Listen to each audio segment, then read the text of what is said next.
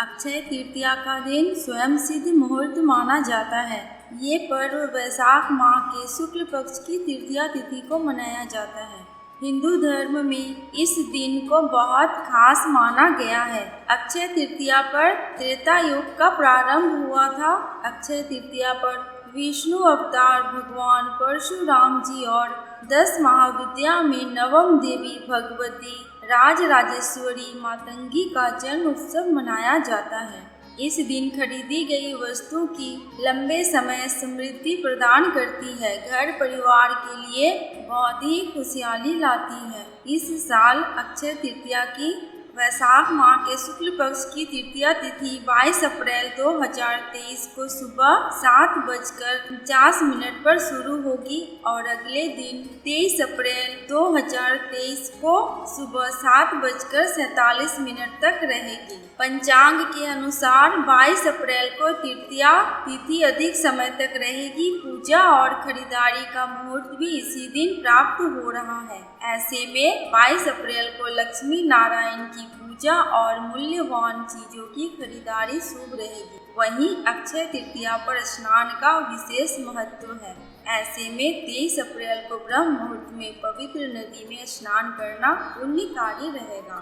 अक्षय तृतीया के दिन माँ लक्ष्मी कलश और विष्णु भगवान की पूजा के लिए 22 अप्रैल 2023 को सुबह 7:49 से दोपहर 12:20 तक शुभ मुहूर्त रहेगा। आइए जानते हैं अक्षय तृतीया में हमें क्या खरीदनी चाहिए। अक्षय तृतीया पर सोना खरीदने से सौभाग्य और धन में वृद्धि होती है। ऐसे में इस दिन खरीदारी के लिए 22 अप्रैल 2023 को सुबह 7:49 से 23 अप्रैल 2023 को सुबह 7:49 तक शुभ मुहूर्त है। इस दिन अक्षय तृतीया का दिन धन की देवी माता लक्ष्मी को समर्पित होता है। मान्यता है कि इस दिन जमीन जायदाद संबंधी कार्य, शेयर मार्केट में निवेश या कोई नया बिजनेस शुरू करना बहुत ही अच्छा माना जाता है। इस मुहूर्त में आप मांगलिक कार्य कर सकते हैं। मान्यता है कि इस दिन जो भी काम किया जाता है उसमें बरकत होती है। शास्त्रों में अक्षय तृतीया को स्वयं सिद्ध मुहूर्त माना गया है। अक्षय तृतीया के दिन मांगलिक कार्य जैसे विवाह, गृह प्रवेश, व्यापार अथवा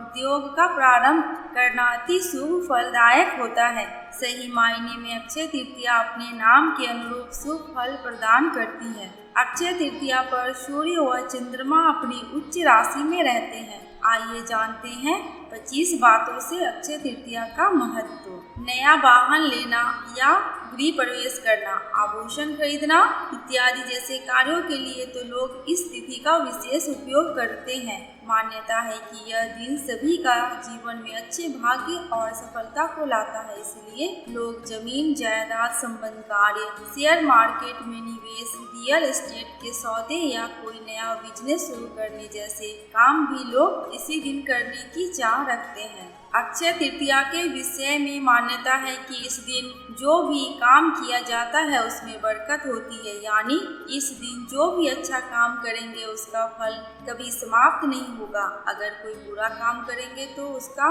काम का परिणाम भी कई जन्मों तक पीछा नहीं छोड़ेगा।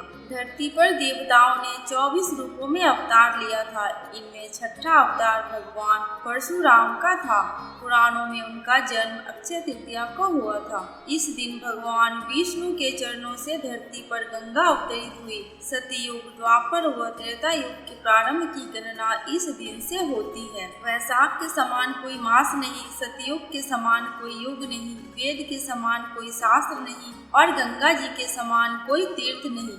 उसी तरह अक्षय तृतीया के समान कोई तिथि नहीं है। वैशाख मास की विशिष्टता इसमें आने वाली अक्षय तृतीया के कारण बहुत ही महत्व हो जाती है। वैशाख मास के शुक्ल पक्ष तृतीया को मनाए जाने वाले इस पर्व का उल्लेख विष्णु धर्म सूत्र, मत्स्य पुराण, नारदीय पुराण तथा भविष्य पुराण आदि में मिलता है। यह समय अपनी योग्यता को निखारने और अपनी क्षमता को बढ़ाने के लिए उत्तम है। यह मुहूर्त अपने कर्मों को सही दिशा में प्रोत्साहित करने के लिए श्रेष्ठ माना जाता है। शायद यही मुख्य कारण है कि इस काल को दान इत्यादि के लिए सबसे अच्छा माना जाता है। वैशाख मास के शुक्ल पक्ष की तृतीया को आखा तीज के रूप में मनाया जाता है। भारतीय जनमानस में यह अक्षय तीज के नाम से प्रसिद्ध है। पुराणों के अनुसार इस दिन सूर्योदय से पूर्व उठकर स्नान, दान, जप, स्वाध्याय आदि करना शुभ फलदायी माना जाता है। इस दिन किए गए शुभ कर्म का फल क्षय नहीं होता। इसको सतयुग के प्रारंभ की तिथि को भी माना जाता है,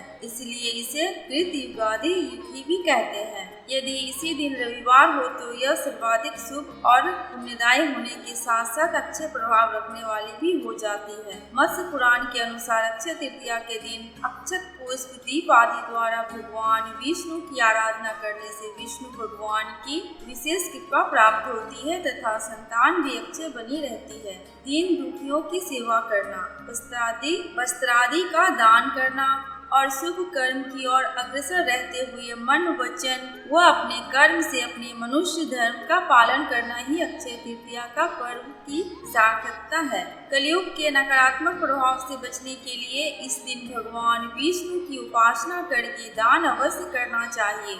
ऐसा करने से निश्चय ही अगले जन्म में समृद्धि, ऐश्वर्य व सुख की प्राप्ति होगी। भविष्य पुराण के एक प्रसंग के अनुसार साकल नगर में रहने वाले एक वणिक नामक धर्मात्मा अक्षय तृतीया के दिन पूर्ण श्रद्धा भाव से स्नान, ध्यान व दान कर्म किया था, जबकि उसकी पत्नी उसको मना करती थी। मृत्यु के बाद किए गए दान पुण्य के प्रभाव से बनी द्वारका नगरी में सर्व सुख संपन्न राजा के रूप में अवतरित हुए। इस दिन पवित्र नदियों में स्नान कर सामर्थ्य अनुसार जल, अनाज, गन्ना, दही, फल, सुराही, हाथ से बने पंखे, वस्त्रादि का दान करना विशेष फल प्रदान करने वाला माना गया है। दान को वैज्ञानिक तर्कों में ऊर्जा के रूपांतरण से जोड़कर देखा जा सकता है। दुर्भाग्य को सौभाग्य में परिवर्तित करने के लिए यह दिवस सर्वश्रेष्ठ है। यदि अक्षय तृतीया रोहिणी नक्षत्र को आए तो इस दिवस की महत्ता हजारों गुना बढ़ जाती है। ऐसी मान्यता है कि किसानों में यह लोक विश्वास है कि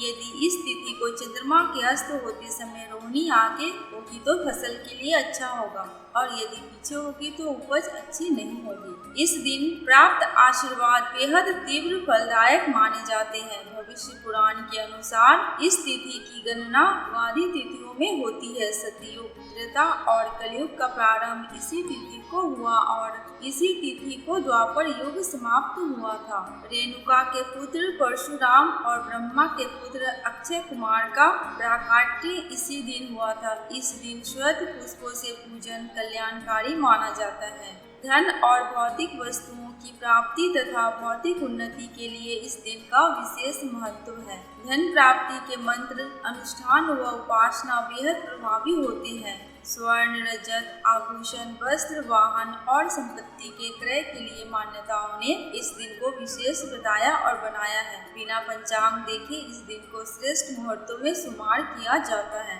दान करने से जाने अनजाने हुए पापों का बोझ हल्का होता है और पुण्य की पूंजी बढ़ती है। अक्षय तृतीया के विषय में कहा गया है कि इस दिन किया गया दान खर्च नहीं होता, यानी आप जितना दान करते हैं उससे कई गुना आपके अलौकिक कोष में जमा हो जाता है। मृत्यु के बाद जब अन्य लोक में जाना पड़ता है तब उस धन से दिया गया दान विभिन्न रूपों में प्राप्त होता है। पूर्व जन्म लेकर जब धरती पर आते हैं तब भी उस कोष में जमा धन के कारण धरती पर भौतिक सुख एवं वैभव प्राप्त होता है। इस दिन स्वर्ण, भूमि, पंखा, जल, सत्तू, जौ, छाता, वस्त्र कुछ भी दान कर सकते हैं, जो दान करने से स्वर्ण दान का फल प्राप्त होता है। इस तिथि को चारों धामों में से उल्लेखनीय एक धाम भगवान श्री बद्री नारायण के पट खुलते हैं। अक्षय तृतीया को ही वृंदावन में श्री बिहारी जी के चरणों के दर्शन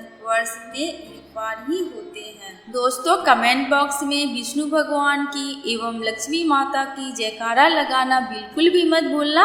आपको मेरे चैनल पे व्रत त्योहारों की जानकारियाँ एवं उनसे संबंधित कथा कहानियाँ मिलती रहेंगी। अगर आपको मेरी वीडियो थोड़ी सी भी अच्छी लगी हो तो प्लीज़ मेरे चैनल को सब्सक्राइब करके मेरी वीडियो को लाइक एंड शेयर कर देना। अंत तक वीडियो में बने रहने के लिए आपका दिल से बहुत बहुत शुक्रिया।